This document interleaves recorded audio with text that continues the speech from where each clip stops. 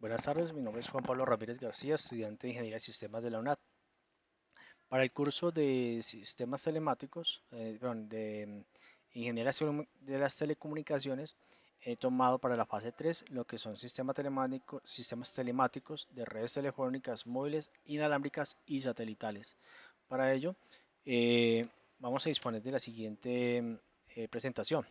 Un sistema telemático es simplemente un sistema que nos facilita la comunicación entre dos equipos. Eso es simplemente la conexión entre el hardware que permite compartir información con otro hardware. Pero para poder hacer esta conexión se requiere de un elemento que transporte la información. Podemos hablar en este caso de un módem. Eh, ¿Qué nos facilita la red telemática? Nos permite compartir información entre dos ordenadores, dos computadores en diferentes puntos geográficos. Permite compartir información a través de la red, como sistemas ofimáticos como archivos de Excel, Word, PowerPoint, hacer backups de información, tener además de ello, hasta nos permite poder comunicarnos como si fuera por teléfono a través de programas como Teams, Skype, en fin, y esto nos mejora la calidad de transmisión de las redes. Además, la telemática ha permitido el desarrollo y la investigación de nuevos mecanismos de transmisión y recolección de datos. En ese caso, ejemplo, el avance que tenemos actualmente con la fibra óptica o el uso de las VPNs. Bien, eh, un sistema telemático se divide en dos tipos de transmisiones, asíncronas y sincrónicas o síncronas.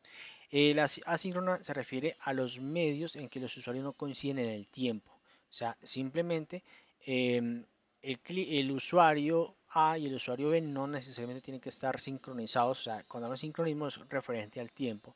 Entonces aquí hay que fijar una hora, los datos pueden ser lentos en las tramas, puede ser más costosa y compleja y depende siempre del tiempo, pero puede ser más eficiente porque tiene menos sobrecarga de datos.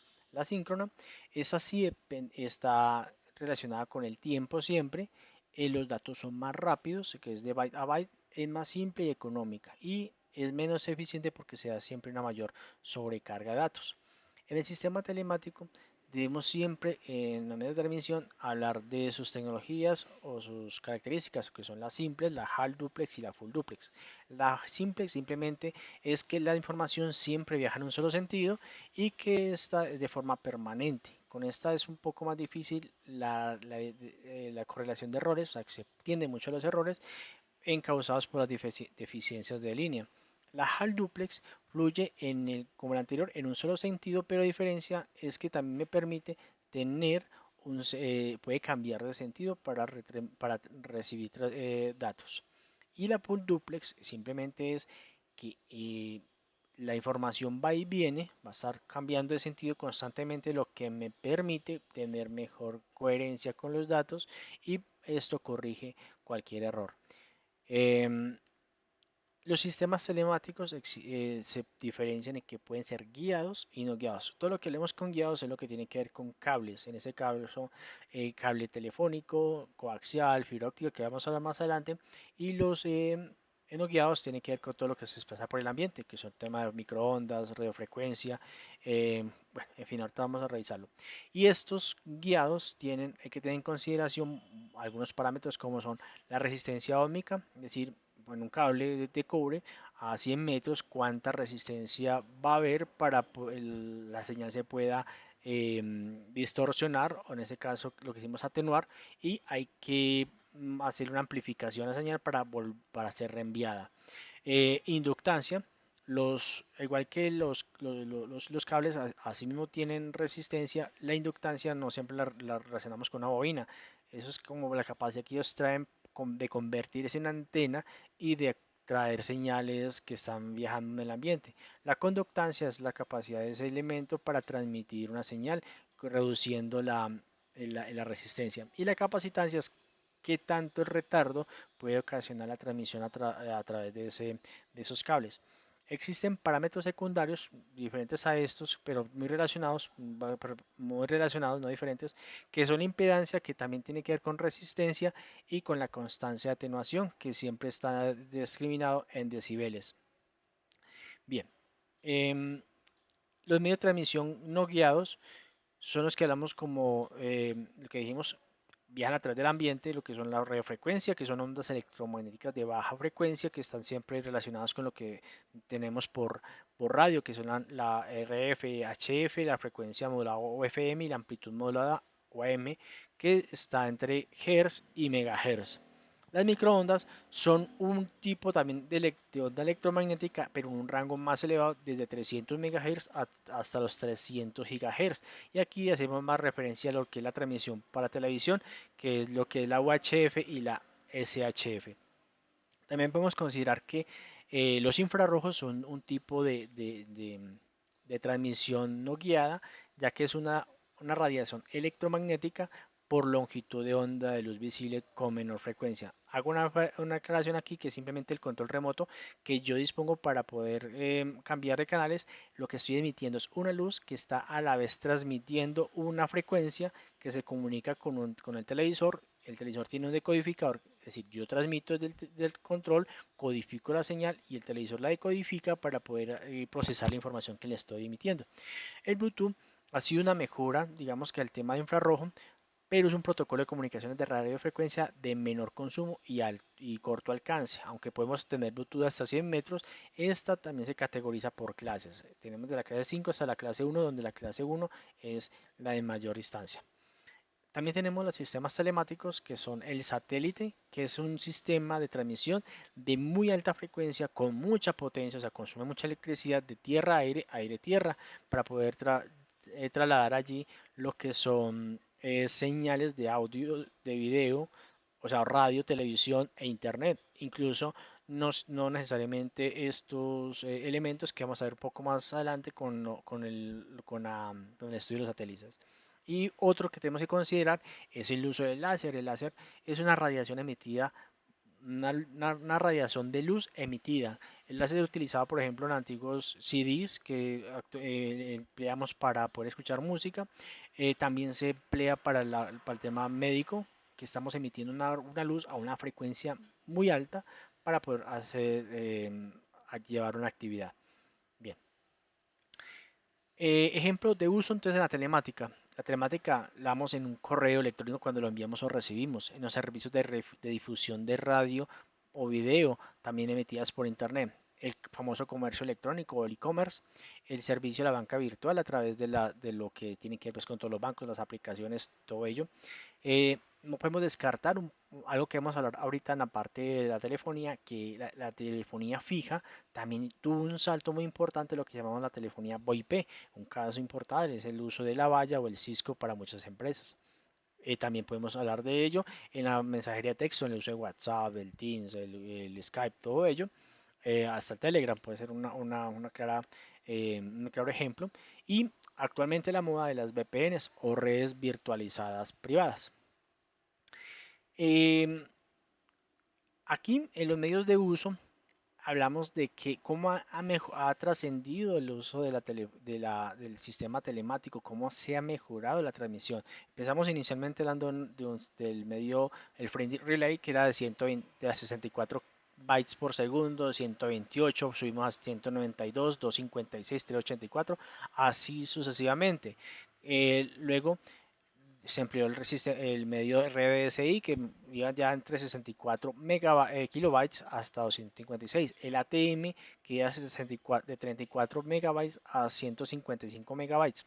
Luego saltamos a la ADSL que nos permitía tener una mejora con respecto a la velocidad de transmisión de datos y recepción. Y aquí hablamos de un megabyte de descarga y 300 kilobytes de subida. El ADSL no era simétrico, que eso lo vamos a hablar ahora en la fibra óptica. Mejoramos luego 2 megabytes, 300 kilobytes y luego 4 megabytes de descarga, 512 kilobytes de subida. La fibra óptica fue un avance importante o ha sido un avance importante en las telecomunicaciones, dado que nos ha facilitado la transmisión de datos con un ancho de banda mucho mayor. Existen dos tipos de modelos, el monomodo y el multimodo. Significa Hago un ejemplo de la figura de la izquierda, que el sistema monomodo solamente viaja un haz de luz por un filamento de vidrio, que es lo que llamamos fibra óptica. En el multimodo podemos transmitir diferentes haces de luz, o sea, podemos transmitir mucha más información a través del mismo o a través de un filamento de fibra de vidrio.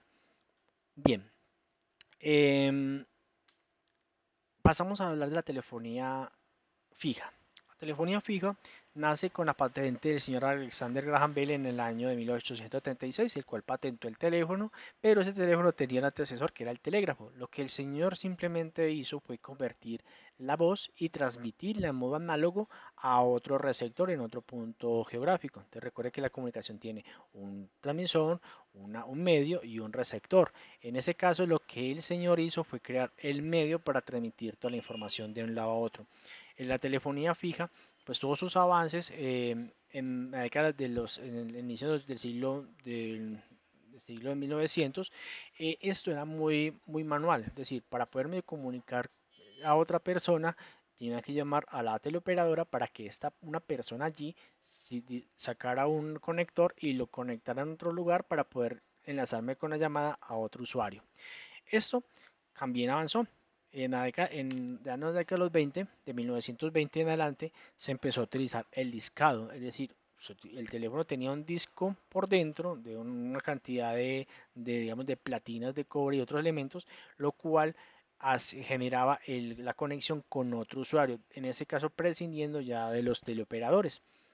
Pero este sistema en las centrales telefónicas, que ahora lo vamos a la final, se compone de un sistema electromagnético, es decir, tenía unas bobinas, unos solenoides y un sistema eléctrico que permitía hacer la conexión de un usuario a otro. Después, poco a poco, la telefonía fija también fue avanzando y con ello pasamos también a tener el sistema de pulsadores. O sea, ya generamos un tono, ya había un tono marcado y se empezaba a marcar el número para poder comunicar con otra persona en otro punto. En esta parte, la central telefónica también empezó a mejorar su sistema electromecánico que tenía al sistema con transistores, que fue en la manera digital en la que pues empezamos a trabajar después. En la década de los 80 el teléfono fijo también tuvo una mejoría con respecto a sus prototipos anteriores. Es que yo tenía una radio base y tenía un teléfono fijo, pero un alámbrico, en el cual me podía desplazar por toda la casa y marcar y comunicarme. Luego, de la década de 90, saltamos al boom de la telefonía celular, que simplemente fue no tiene nada que ver con la telefonía fija, pero sí es muy importante porque ella nos permitió cargar un teléfono que antes teníamos en casa, así llamarlo de manera abstracta, a tener un teléfono que podamos desplazarnos por cualquier parte de la ciudad y cualquier parte del mundo. Eso también, su teléfono celular tiene sus generaciones, pero vamos a hablar en su momento. Pero lo importante aquí del teléfono celular es que se nos ha convertido en un teléfono solamente de hacer llamadas y recibir llamadas, un teléfono que se nos ha convertido en parte esencial de nuestra vida, porque ya allí tenemos nuestra oficina o estudiamos y nos permite también comunicarnos con cualquier persona en cualquier parte del mundo por videoconferencia, compartir un email, compartir un archivo en línea, ver un documento de Word, en fin. Eh, las redes telefónicas, aquí muy importante, se compone de topologías. Las topologías son las que nos permiten conectar una red con otro punto de red. Existen tipologías tipo bus, tipo estrella o tipo anillo. La telefonía fija también, como dije, ha evolucionado. Inicialmente, cuando se trabajaba, siempre eran los cables robustos de cobre con altas corrientes y voltajes. De hecho, el voltaje se ha bajado a 25 voltios, menos de un amperio, bueno, en fin. Y hablamos siempre del par de cobre trenzado, del par de cobre. Después pasamos a un cable coaxial, que simplemente era un cable cilíndrico que tenía un filamento interno que era el conductor, y ese estaba aislado y a la vez estaba recubierto de una pantalla metálica, la cual eliminaba el ruido externo. Como digo, los cables se convierten de cierta manera en antenas para eliminar los ruidos o interferencias del ambiente. Después del cable coaxial, hemos avanzado a lo que es la fibra óptica, que hablamos en su momento, que es una fibra de vidrio, la cual por dentro transita un haz de luz disparado, pues digamos, por un diodo láser que nos permite abarcar grandes distancias y transmitir grandes volúmenes de datos. La fibra óptica actualmente, la que nuestro hogar está llegando, está considerada entre 300 megas, 500 megas y hasta un giga. Y hablamos de fibra óptica simétrica. En este caso simétrico es que tiene la velocidad de bajada y la de subida son iguales. Bien. Em, bueno, hablamos los nodos de comunicación. Importante aquí simplemente referenciar que para la telefonía fija, las centrales tenían una señalización de línea que únicamente se daba entre señales, entre centrales, las señalizaciones de usuario, que era la señal que daba la central al usuario para poder comunicarse, y la señal de registro que únicamente se daba entre las centrales para autenticar al abonado. Bien, finalmente aquí tenemos una panorámica pues, rápida de lo que es la telefonía fija.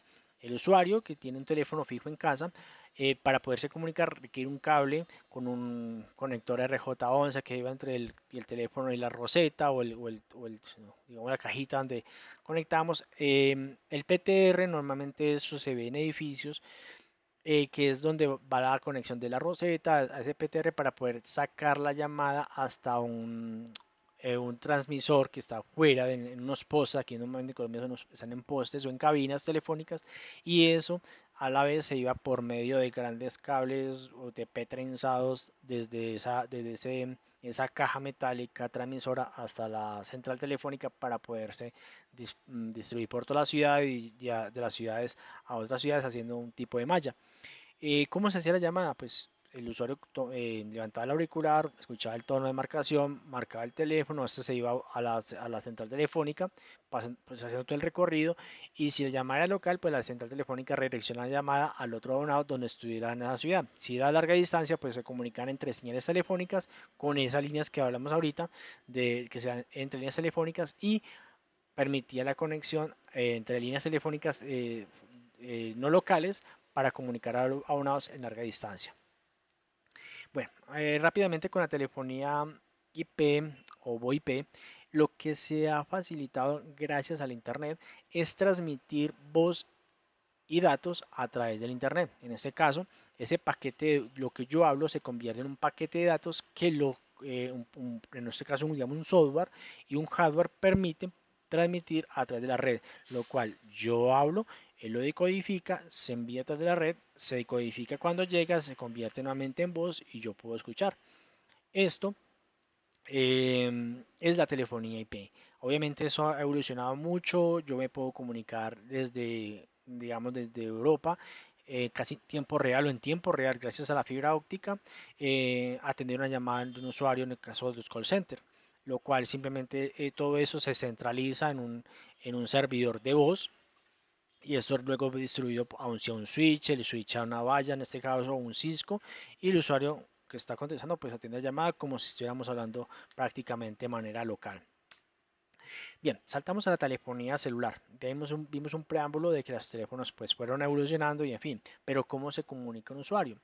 En fin, eso depende de dos aspectos. Uno, el teléfono celular, que es el medio que tiene el usuario para poder llamar. Anteriormente o antes de que no existiera la tarjeta SIM, porque ahorita digamos el teléfono ese portable era SIM, era un teléfono simplemente celular que no disponía de este mecanismo. Pero todos los teléfonos tienen un serial y tienen un factor de autenticación que se llama EK.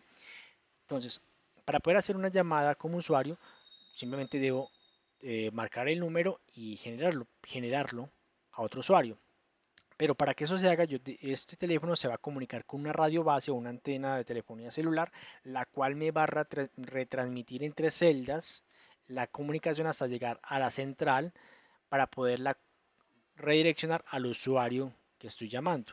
Eso es en fracción de segundos, eso es muy rápido. Y pues digamos la central lo que iba simplemente a validar si el usuario está activo y si tiene saldo para efectuar la llamada, si la llamada es válida. Eh, y se llama celulares porque se compone de células. Entonces vemos aquí, aunque son hexagonales, digamos que esa es la forma abstracta o digamos la forma técnica de cómo lo referenciamos. La telefonía celular ha gozado de muchas críticas por falta de cobertura, porque las llamadas se caen, se cortan, se escuchan entrecortadas o se escucha con eco, con ruido. Por eso la diferencia de las generaciones ha facilitado, mejorado esta situación. En la tecnología análoga era análoga, entonces la señal fluctuaba al mismo tiempo con muchas señales en el aire. Entonces también era muy factible de que se contaminara por ruido externo y por otras mismas ondas que están dentro del mismo canal, que ahorita vamos a revisar que son los canales de transmisión. Bien, las generaciones de las telefonías, entonces hablamos de que eso empezó a finales de la década de los 70 y se masificó en los 80, pero Colombia realmente llegó en la década de los 90, de hecho, con una llamada que inauguró el señor Sarmiento Angulo con el Pío Valderrama en la ciudad de Barranquilla, el otro está en la ciudad de Nueva York, y esto pasamos de la tecnología 1G, que es la que podemos decir análoga, que solamente hablábamos, solo podíamos escuchar, no teníamos nada diferente a ello. Saltamos a la tecnología 2G que se incluyó allí el mensaje de texto y el roaming, lo cual ya podemos ver en el teléfono el autenticador de llamadas o enviar mensaje de texto a otra persona. Aquí hago un paréntesis importante que entre la telefonía fija y la telefonía celular, un sistema que ya no estamos aquí nombrando, pero es bueno tener la colación, fue el famoso Viper, que era un sistema también de radiofrecuencia que simplemente transmitía señales de texto o en este caso mensajes, datos. Y digamos que la telefonía celular con la tecnología 2G lo que hizo fue juntar lo análogo de las llamadas con lo digital, por ejemplo en este caso del Viper. En la tecnología 3G es revolucionar lo que ya tenemos actualmente, que era voz, datos, roaming e incluir algo que faltaba, el internet. Entonces empezamos a ver teléfonos que podían tener navegación internet, obviamente era muy lento, pero al fin y al cabo teníamos internet y eso se masificó desde la década de los 90, a finales del 90, más al año 98. Bien, revolucionamos con la tecnología 3G. ¿Qué hicimos de diferente? Mejoramos la velocidad de la navegación en Internet. Y aunque no lo nombro aquí, existiendo dos tecnologías, la CDMA y la GSM. Actualmente todo lo manejamos con GSM, lo cual son tecnologías que permiten tener muchos canales en una misma frecuencia para comunicar muchos usuarios. Y eso lo que ha permitido es mejorar el ancho de banda y permitir tener otros servicios como son que ya puedas tener Skype, Zoom, WhatsApp, todas las redes sociales en el teléfono con una velocidad considerable de Internet. Actualmente, no en nuestro país, que aún estamos en la parte de adjudicación de la licencia, existe la tecnología 5G que ya se está empleando en algunos países europeos, algunos asiáticos y en Norteamérica, eso es un cambio que hay que realizar, que conlleva cambio de antenas, centrales telefónicas, bueno, en fin, ¿qué mejora la 5G? En la 4G estamos hablando de que trabajamos con 100 megabytes por segundo de transmisión. En la 5G trabajamos de 10 gigabytes. Estamos dando un salto de 100 veces lo que estábamos actualmente usando. ¿Para qué se emplea el 5G? Lo mismo, vamos a tener internet, vamos a poder llamar, vamos a tener mensaje de texto, pero vamos a tener mayor velocidad y lo más importante es que estamos trabajando sobre el boom de lo actual, el Internet de las cosas. Es decir, yo puedo monitorear en tiempo real mi casa por medio de una cámara web, puedo, si mi nevera es digital y está conectada al Internet de las cosas, puedo saber qué tiene o qué no tiene, puedo conectar remotamente, puedo encender una bombilla, apagarla, cosas como esas. Puedo trabajar un robot para que me limpie la casa, todo lo que sea posible conectarse a través de este nuevo tecnológico. Como hablamos anteriormente, las tecnologías GSM, que es la que trabajamos actualmente en lo que es 4G, dispone de unos estándares actualmente para Colombia. Trabajamos con la tecnología GSM de 850, que es este caso 850 es el espectro de 850 MHz. Obviamente eso tiene una capa de tolerancia por encima y por debajo de esa frecuencia, y lo diferente es que nos provee de entre 128 hasta 251 canales. Esos canales simplemente es como decir habitaciones donde o la otra persona a la que estoy llamando y yo nos conectamos para hablar, para que no interfiera con otras llamadas que están ocurriendo en el momento. Es algo muy analógico, pero en realidad es así como lo podemos interpretar.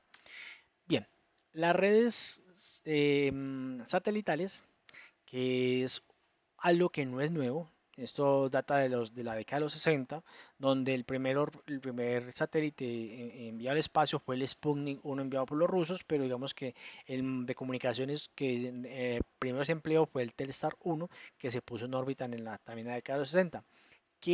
¿Para qué se empleó estos satélites? Para también comunicarnos. Inicialmente se empleaban para comunicaciones de radio y televisión. Dado que cuando ya se implementó la, mm, la internet, también esos satélites empezaron a darnos uso de internet también satelital. Es un ejemplo claro del proyecto que tiene Elon Musk con su programa espacial de internet. Bien, los satélites se clasifican en categorías o se clasifican en satélites de observación, como lo dice, son para labores astronómicas y de geolocalización, de telecomunicaciones, que se dividen en varias categorías internas, que son el de comunicaciones, que es para comunicarnos. Por allí vamos a tener telefonía, radio, televisión. Eh, Meteorológicos, que son los de observaciones del clima para condiciones astronómicas y todo lo relacionado con ello. Las de navegación, para todo lo que tiene que ver con geolocalización y GPS. Los de reconocimiento son los que llaman satélites espías, simplemente con fines militares y gubernamentales. Los astronómicos, que son los que están por fuera también de nuestro planeta, valga la redundancia, pero que están apuntando hacia el espacio exterior para fines de hacer observaciones como si fueran telescopios. Y las estaciones espaciales cuentan como un satélite. Aquella estación espacial construida a partir de la década del 90 entre Rusia y Estados Unidos con fines completamente científicos. Una fotografía de un satélite, y estos satélites también tienen unas órbitas en las cuales van a trabajar o van a estar en órbita en el espacio arriba flotando, que son de baja órbita o low Earth orbit, que están entre 700 y 1400 kilómetros de altura. Están los de media órbita, que están entre los 9000 y los 20000 kilómetros de altura, y los de alta órbita, que están sobre los 37000 kilómetros de altura. Cabe resaltar que en esta órbita está la estación espacial, más de 37.700 kilómetros de altura. Los satélites se comunican, igual que la telefonía celular, de manera inalámbrica por altas frecuencias. Estas frecuencias también están categorizadas por bandas, que llamamos la banda C, que está entre 4 y 6 GHz. Y la banda Q, que es una banda mayor a esta, entre 12 y 17 GHz. Inicialmente se trabaja con la banda C, pero tenemos que tener en cuenta varios factores que ocurrieron con esta banda, que no se usa mucho. Es que cualquier condición meteorológica en el planeta afectaba la transmisión del satélite. Una tormenta, bueno, una tormenta electromagnética, las auroras boreales afectan considerablemente esa transmisión. La banda Q es digamos, algo mejorado con respecto a la velocidad para poder subsanar de cierta manera esas deficiencias, no completamente. Y existen diferentes tipos de polarización. Eso más que todo lo voy a hacer así a modo grosso, es en el caso de DirecTV la televisión por internet que llega a nuestros hogares. Anteriormente, a los inicios del satélite, para poder tener comunicación con un satélite en órbita, el satélite en tierra, porque hay que dar un receptor en tierra o un transmisor, tenía siempre que estar apuntando en vista a ese satélite.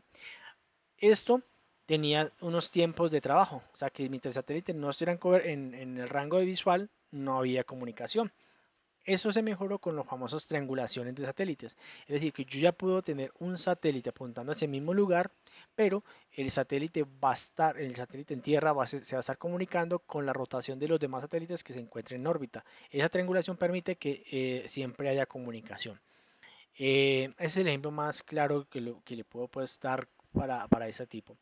Y pues nada, agradeciéndole mucho el momento. Hasta pronto.